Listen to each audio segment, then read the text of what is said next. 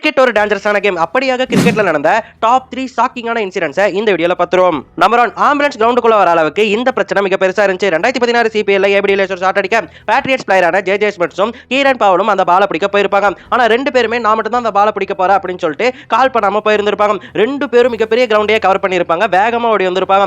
அதனாலேயே ரெண்டு பேரும் மோதி இருப்பாங்க. இம்பாக்ட் ரொம்பவே பெருசா இருக்கும். ரெண்டு பேரும் அந்த இடத்துலயே சுருண்டு விழுந்துருவாங்க.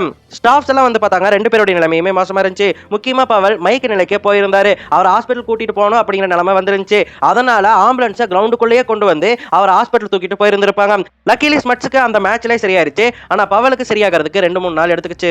நம்பர் 2, பிரெட்லி ஒருத்தருடைய கெரியரையே க்ளோஸ் பண்ணியிருக்காரு. 2002 எஸ்எஸ்எஸ்ல அலெக்ஸ் டூடர் அப்படிங்கிற இங்கிலாந்து கிரிக்கெட்டர் ஆடிட்டு இருந்தாரு. இவர் ஒரு பவுலிங் ஆல்ரவுண்டர். பேட்டிங்கும் நல்லாவே பண்ணுவாரு. இவர் பிரெட்லியை ஃபேஸ் பண்ணிட்டு இருக்கும்போது பிரெட்லி ஒரு பவுன்சரை வைப்பாரு. அது நேரா டூடருடைய கண்ணு மேலேயே போய் பற்றும். வலியால அவர் துடிச்சு தடுமாறி கீழே விழுந்திருப்பாரு. எல்லாருமே பயந்துருவாங்க. எல்லாருமே வந்து அவரை செக் பண்ணி இருந்திருப்பாங்க. ரொம்ப நேரம் செக் பண்ணிட்டு அதுக்கப்புறம் அவரை ஸ்ட்ரெச்சர்ல வச்சு கூட்டிட்டு போயிருந்திருப்பாங்க. சோகம் என்னன்னு கேட்டீங்கன்னா இதுதான் அவருடைய கடைசி மேட்சாவே இருந்துச்சு. ஏன்னா அந்த காயத்தால அவருடைய கண்ணுக்கு கிட்ட 6 தையல் போட்டிருந்தாங்க.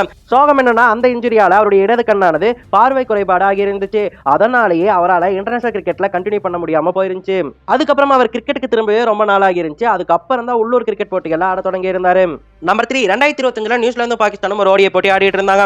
அது பாகிஸ்தான் ஸ்டேடியத்துல நடந்துச்சு. அப்ப பேட்ஸ்மேன் ஒரு பால் அடிக்க அந்த பாலை பிடிக்க ரவீந்திரா தயாரா இருந்தாரு. ஆனா மோசமான லைட்ஸால அவருடைய கண்ணுக்கு பால் சரியா தெரியல.